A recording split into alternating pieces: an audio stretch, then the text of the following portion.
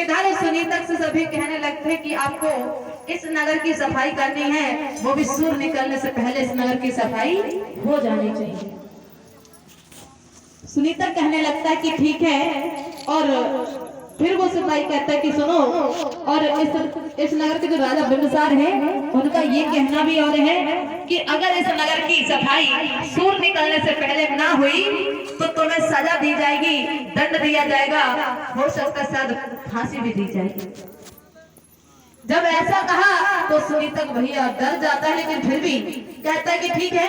और पहले के लोगों को इतना कहाँ अधिकार और कहाँ इतना अच्छा ऐसे से काम करने के लिए, तो लोग सोचते थे पहले कि हमें कुछ भी काम बन जाए तो घर का खर्चा तो चलता ही रहेगा। मेधा मधु सुनीता तैयार हो जाता है, कहता है ठीक है मैं झाड़ू लगा दिया करूंगा। इधर वो कह के चले जाता है और सुनीता उस नगर की रोज सफाई करने लगता है, सफाई करता है। अब लोग इधर उस सुनीता से दूर होके बात करते हैं, क्योंकि वो वाल्मीकि समाज से यानी मेहता समाज से, तो वो सोचता है। अब पहली बात तो आप लोग बताएं कि हम जो अपने गांव में अपने घरों में घर की तो खैर सफाई कर लेते हैं, लेकिन बाहर रोड पर हम लोग बहुत सारे लोग ऐसे जो कचरा होता है ना सड़क पे फेंक देते हैं। आपने देखा होगा और आपको बताया भी जाता है कि अगर हम कूड़ा कचरा जो इकट्ठा करेंगे वहां उस गंदगी से मच्छर होते हैं, मच्छर जिनसे डेंगू मलेरिया ये बुखार वगैरह होते हैं काटने से। और वहां अगर आपके यहाँ कहीं गंदा पानी भी रुका रहे ना तो वहां पे कीड़े हो जाते हैं। तो अब इससे ये है कि जो लोग कहते हैं वो मेहता समाज से वाल्मीकि समाज से हैं,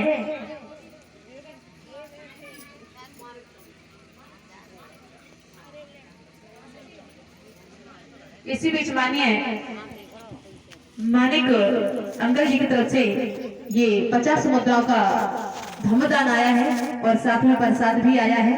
हमें जो कि उनके घर से शायद है, भाभी जी से आशीर्वाद की कामना करते हैं और भगवान बुद्ध से भी कामना करते हैं कि इन पर अनुकंपा बनी रहे, करुणा बनी रहे। कि जो लोग कहते हैं कि अरे ये मेहता समाज से वाल्मीकि समाज से हैं, बहुत से लोग उनसे घृणा करते हैं, लेकिन कहा जाए तो हमें लगता है कि वो सबसे बढ़िया इंसान तो वही है। और वो कैसे कि कूड़ा कचरा आप लोग फैलाते हो और सफाई कौन करता है, वो लोग करते हैं। तो आप गंदगी फैलाते हो लेकिन आपको स्वच्छ जगह में रखने का काम कौन करता है, वही करते हैं। तो हमें उनसे घृणा भी नहीं करनी है, क्योंकि हमें इतने अच्छी जगह पर सफाई में रखने का काम वो करते हैं। तो आप वो नीच कैसे हुए, वो तो महान व्यक्ति हुआ जो आपको सफाई में रखता है। आपके यहाँ नगर की सफाई करने आता है रोज डेली। इधर में धर्मबंधु ठीक वैसे ही सुनीता में झाड़ू लगाने जाता है, नगर की सफाई करता है। आप जब सफाई करते हैं अपने घर की तो आपसे आगे कूड़ा चलता है या आप?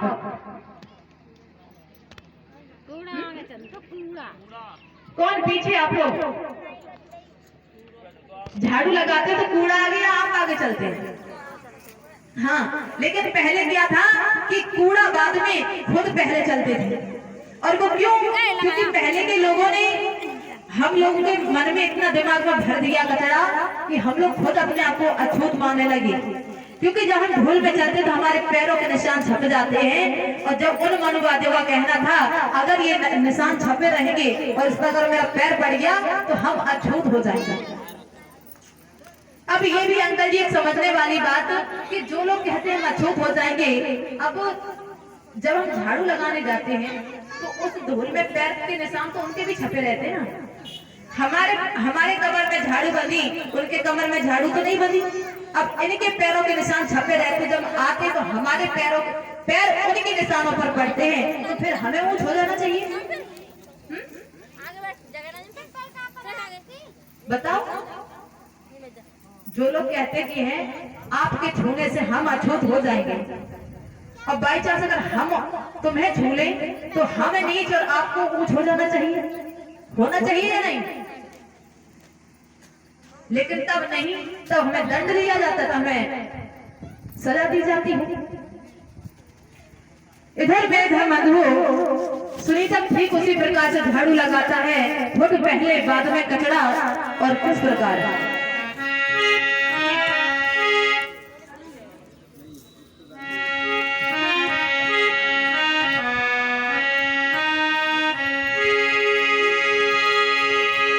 और हुआ क्या?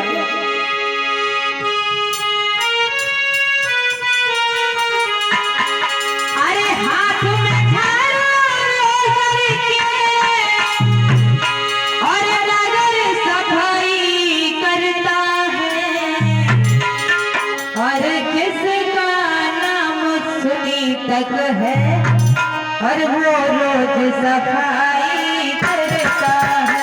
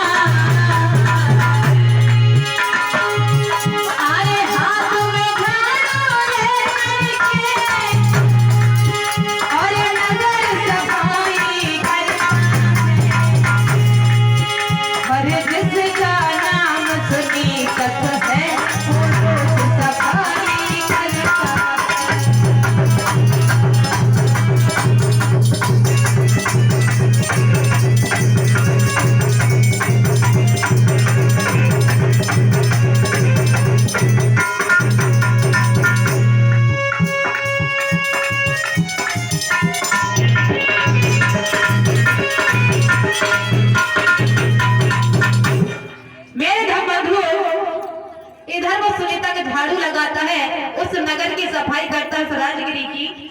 एक समय की बात कि सुनीता को झाड़ू लगाते लगाते बहुत ज्यादा थक जाता है, और थक जाने के कारण वो अपने घर जाता है। उसकी पत्नी उसे भोजन देती है, और थका हुआ इंसान होता है ना, तो उसे चाहे कहीं लेट जाए नींद तुरंत आ जाती है। ठीक वैसे ही सुनीता को अपने घर गया तो वो उसने खाना उल्टा सीधा जैसे खाया, और खाने के बाद लेट जाता है और उसे नींद आ जाती, सोता ही रहता है। सुबह हुई, इधर सूर भी निकल आते हैं मेरे धर्मबंधुओं, लेकिन वो झाड़ू लगाने नहीं जा पाता। इधर उसकी पत्नी देखती है कि सूर भी निकल आए और ये झाड़ू लगाने अभी तक नहीं गए। उसने अपने बेटे को भेजा और कहा कि अपने पापा को जगा दो, और ये नगर की सफाई अभी भी करने नहीं गए। और इन्हें पता है कि राजा बिंबिसार ने क्या कहा था कि सूर्य निकलने से पहले इस नगर की सफाई हो जानी चाहिए। उसका बेटा जाता है, जगाता है और कहा कि आज सूर्य निकल आए, झाड़ू लगाने कब जाओगे? तो भैया जैसे उसने सुना तो तुरंत उठता और कहता है कि अपने बेटे से भी कि ऐसा करो, हम चलते हैं झाड़ू लगाने के लिए, और तुम भी साथ में चलो। अगर जल्दी दोनों लोग चलेंगे तो जल्दी काम हो जाएगा। कैसे एक से भले दो होते हैं। तो भैया ठीक वैसे ही वो दोनों जाते हैं और उस राजगिरी की सफाई करने लगते हैं। जब सफाई करने लगे तो उसी दिन की बात, उसी समय की बात है कि उसी राजगिरी में उसी टाइम भगवान बुद्ध भी आए हुए थे। भगवान बुद्ध आए हुए थे तो भगवान बुद्ध इधर भिक्षाटन करते हैं अपने सभी शिष्यों के साथ में, और इधर सुनीता क्या कर रहा? इधर वो सुनीता अपने बच्चे के साथ में सफाई कर रहा है, झाड़ू लगाता है। वो सुनीता का झाड़ू लगा रहा, उसका बेटा कचरा भर के फेंक देता है। इधर तक क्या होता है कि वो और ये भी देखता जा रहा है कि कहीं कोई आ तो नहीं ना। अगर कोई आ गया और अगर उसने राजा बिंबिसार से कह दिया तो राजा बिंबिसार हमें सजा देंगे और फांसी देंगे।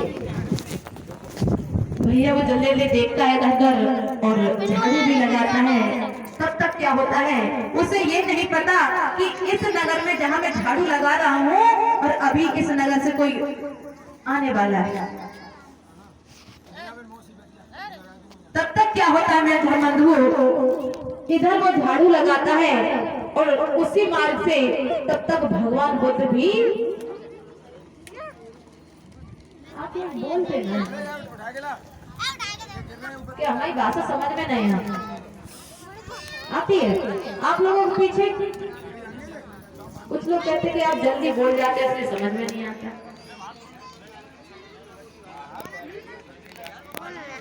अपने सभी भिक्षु संघ के साथ में आते हैं और वो किस प्रकार भैया इधर भगवान बुद्ध आते हैं और जैसे ही उसके नेता ने भगवान बुद्ध को आते हुए देखा तो उसने अपने झाड़ू जो लिए थे वो उधर फेंक दी और उस कचरे वाले जो लोग आते हैं ना कचरा भरने के लिए, वो कहाँ लगाते हैं गाड़ी, तो सुनीता की जो गाड़ी लेके आया था उस गाड़ी के पीछे छिप जाता है और अरे भिक्षु समाज ही संग लगाई,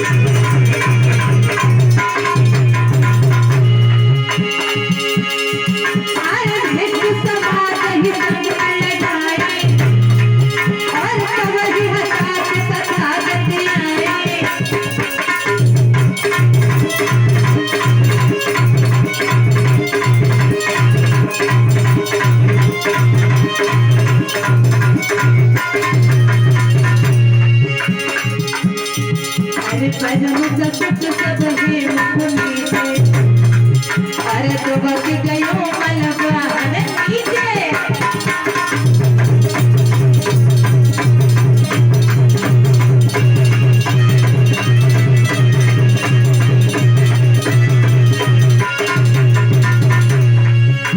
जैसे ही देखा सुनीतक ने कि भगवान बुद्ध आ रहे हैं और अगर इन्होंने भी कहीं बिंबिसार का कह दिया तो कहीं हमें सजा ना हो जाए, तो उसने क्या कि जल्दी जल्दी से गाड़ी के पीछे छिप जाता है और वो क्या भैया दुबकी के भैया दुबकी के आज सुनी सबके झाड़ू लगाता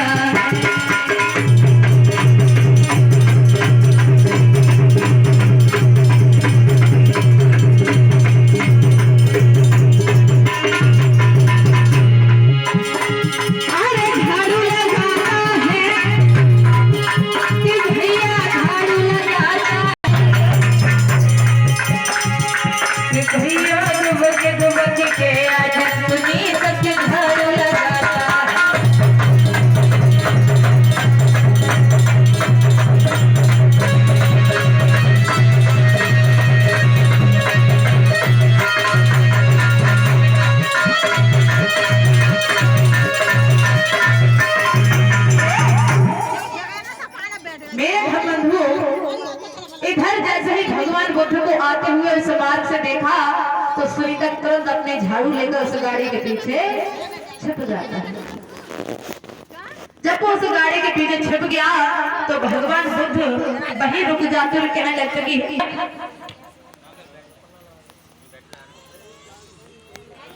सारे पुत्र कहने लगते हैं क्या भगवान मैंने तो अभी यहाँ कुछ नहीं देखा। भगवान कहने लगे कि हे सारे पुत्र मैंने अभी इस कचड़े वाली गाड़ी के पीछे किसी को छिपते हुए देखा है।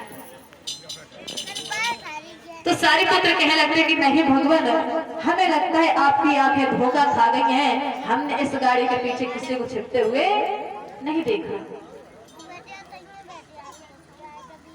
भगवान बुद्ध कहने लगते कि हे सारे पुत्र तुम्हारी आंखें धोखा खा सकते हैं, हमारी आंखें धोखा कभी नहीं खा सकते।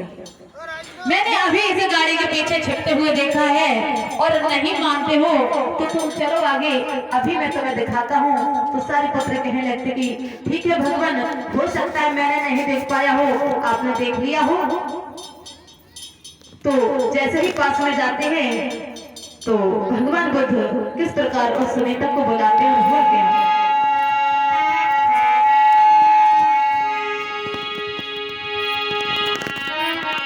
हुआ क्या? गाड़ी के नीचे घुस